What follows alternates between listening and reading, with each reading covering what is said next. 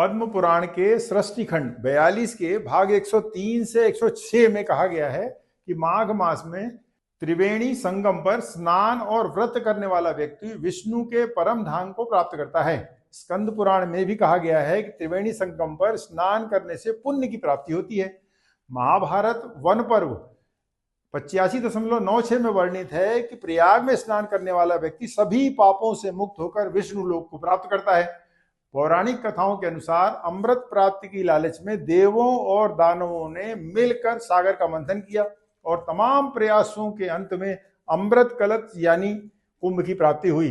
किंतु आश्चर्य की बात यह है कि बाद के धार्मिक ग्रंथ वेदांत और उपनिषदों में इस पुराणिक कथा का वर्णन क्यों नहीं मिलता? क्या यह पुराणिक कथा सांकेतिक है?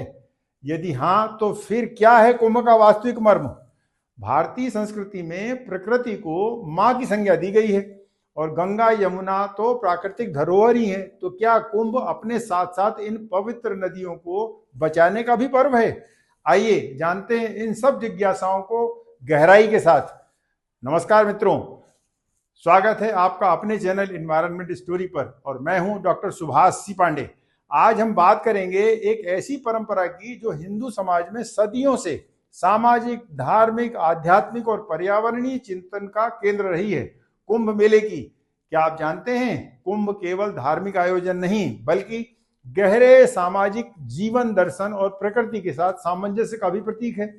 इस वीडियो को अंत तक देखें क्योंकि आज हम कुंभ की कहानी, उसके मर्म, पर्यावरणीय संदेश और उससे मिलने वाले गहरे जीवन दर्शन को समझेंगे। कुंभ की कहानी हमें पुराणों में मिलती है। बहुत संक्षेप में कहें तो यह कहानी समुद्र मंथन से शुरू होती है। अमृत पाने की लालच यानी अमृतोत्सव के लिए जब देवताओं और दानवों ने मिलकर समुद्र मंथन किया तो मंथन के दौरान अमृत कलश निकला जिसे कुंभ कहते हैं। इस कलश के लिए देवताओं और दानवों के बीच छीना झपटी भी हुई और इसी दौरान अमृत की 4 बूंदें धरती पर गिरी, प्रयागराज, हरिद्वार, उज्जैन और नासिक में। यही कारण है इन 4 स्थानों पर कुंभ मेले का आयोजन किया जाता है। लेकिन क्या यह कहानी केवल प्रतीकात्मक थी? अमृत का मतलब क्या है? यह केवल शारीरिक अमरता का नहीं बल्कि आत्मा की अमरता और सत्य की खोज का प्रतीक भी है। इस कथा से हमें यह भी सीखने को मिलता है कि प्रकृति के साथ सामंजस्य, उसकी शक्ति का सम्मान करना कितना महत्वपूर्ण है। समुद्र मंथन का प्रतीक हमें यह याद दिलाता है कि प्रकृति हमें अनगिनत उपहार देती है, लेकिन इसके लिए उसके संतुलन को बनाए रखना हमारी जिम्मेदारी है। कुंभ की कहानी हमें याद दिलाती है, हमें यह सिखाती है कि जीवन भी एक समुद्र मंथन जैसा है। यदि हम अपने जीवन में मंथन करें तो सबसे पहले हलाहल यानी परेशानियां और कष्ट सामने आएंगे। यह कठिनाइयां हमें रोकने की कोशिश भी करेंगी, लेकिन यदि हम डटे रहे तो हमें धीरे धीरे सफलता के छोटे छोटे रत्न मिलना शुरू हो जाते हैं, जैसे कामधेनु यानी संपत्ति, कल्पवृक्ष यानी सुख और अप्सराएं यानी आकर्षण। ये जीवन में सुख और भौतिक समृद्धि का प्रतीक हैं। लेकिन असली अमृत तो तभी मिलेगा जब हम इन मोह माया को पार कर सत्य की ओर बढ़ेंगे। कुंभ हमें यह भी सिखाता है कि जीवन और प्रकृति एक दूसरे से जुड़े हुए हैं। ध्यान रखें, कुंभ का आयोजन समुद्रों के किनारे पर आयोजित नहीं किया जाता। जब भी भवसागर पार करना हो तो डुबकी तो नदियों में ही लगानी पड़ती है। कुंभ मेले के आयोजन में नदियों और जल स्रोतों की पवित्रता पर विशेष ध्यान दिया जाता है। यह हमें याद दिलाता है कि जल जीवन का आधार है और इसकी शुद्धता बनाए रखना हमारी प्राथमिकता होनी चाहिए। आज के समय में जब नदियां प्रदूषण का शिकार हो रही हैं, कुंभ का संदेश और भी प्रासंगिक हो जाता है। अब एक सवाल, क्यों कुंभ की कथा पुराणों और महाभारत में मिलती है लेकिन वेदों और उपनिषदों में नहीं?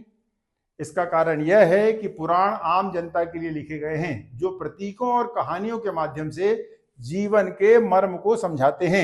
वहीं वेद और उपनिषद ज्ञान मार्गियों, मनीषियों और चिंतकों के लिए लिखे गए हैं जो गहराई में जाकर सत्य को समझते हैं। अगर हम पुराणों की कथा को केवल मनोरंजन मान लें तो यह धर्म का एक रूप जरूर बन सकता है, लेकिन यदि इसे वेदांत के प्रकाश में समझा जाए तो यह कथा हमारे जीवन को नई दिशा दे सकती है।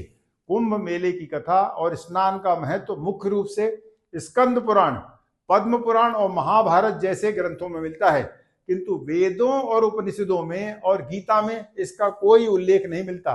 आखिर क्यों उपनिषदों ने कुंभ जैसे कर्मकांडों का कोई उल्लेख नहीं किया है? पुराणों की जानकारियां व्यक्ति को बाहरी रूप से जोड़ती हैं, लेकिन ध्यान दें तो वेदांत, उपनिषद और गीता आत्मा की आंतरिक यात्रा का मार्गदर्शन कराते हैं।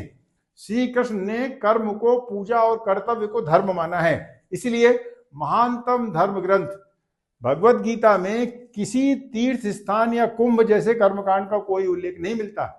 यहाँ पर्यावरणीय दृष्टिकोण एक महत्वपूर्ण बिंदु है। जब हम पुराणों की कहानियों में प्रकृति के तत्वों जैसे नदियों, पहाड़, वृक्ष और जानवरों का सम्मान देखते हैं तो ये हमें हमारे दायित्व की याद दिलाते हैं। प्रकृति रक्षति रक्षिता, यानी हम प्रकृति की रक्षा करें, वह हमारी रक्षा करेंगी। कुंभ का आयोजन हमें न केवल आध्यात्मिक बल्कि पर्यावरणीय शुद्धि का संदेश भी देता है। क्या आपने सोचा है कुंभ का आयोजन नदियों और जल स्रोतों की शुद्धता से क्यों जुड़ा है? यह हमें याद दिलाता है कि जल ही जीवन का आधार है। आज जब हमारी नदियां लगातार प्रदूषित हो रही हैं, कुंभ का संदेश और भी ज्यादा प्रासंगिक हो जाता है। कुंभ केवल धार्मिक आयोजन नहीं, बल्कि नदियों की पवित्रता और पर्यावरणीय संतुलन बनाए रखने का प्रतीक भी है। जब लाखों लोग इस मेले में आते हैं तो यह हमारी जिम्मेदारी बन जाती है कि हम इन पवित्र स्थलों की स्वच्छता बनाए रखें।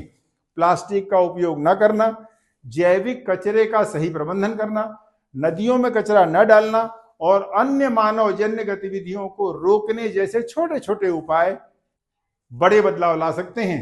आज के युग में जब हर कोई बाहरी सुख और भौतिक संपत्ति के पीछे भागा जा रहा है, कुंभ का संदेश और भी ज्यादा प्रासंगिक हो जाता है। यह हमें याद दिलाता है कि जीवन केवल भौतिक चीजों तक सीमित नहीं है। हमें आत्मा की गहराई में झांकना होगा, सत्य की खोज करनी होगी। कुंभ का आयोजन हमें पर्यावरण संरक्षण की गंभीर सीख देता है। जब लाखों लोग कुंभ में भाग लेते हैं तो नदियों की स्वच्छता और पर्यावरण पर इसका प्रभाव एक बड़ी चुनौती बन जाता है। इसलिए यह हमारा कर्तव्य है कि हम इस पवित्र आयोजन के दौरान और उसके बाद भी प्रकृति की शुद्धता बनाए रखें। कुंभ हमें सिखाता है कि आत्मा की शुद्धि और पर्यावरण की शुद्धि एक साथ चलती है। कभी भी ईश्वर प्रकृति से अलग नहीं माना गया और इसीलिए कहा भी गया है, nature is the manifestation of God. मित्रों, कुंभ केवल एक कथा नहीं बल्कि एक दर्पण है जो हमें हमारी आत्मा, जीवन और प्रकृति के साथ सामंजस्य का वास्तविक उद्देश्य दिखाता है। अगर यह वीडियो आपको सोचने और आत्ममंथन करने का प्रेरणा देता है तो इसे आप लाइक करें, शेयर करें और हमारे चैनल इन्वायरमेंट स्टोरी को सब्सक्राइब करना न भूलें।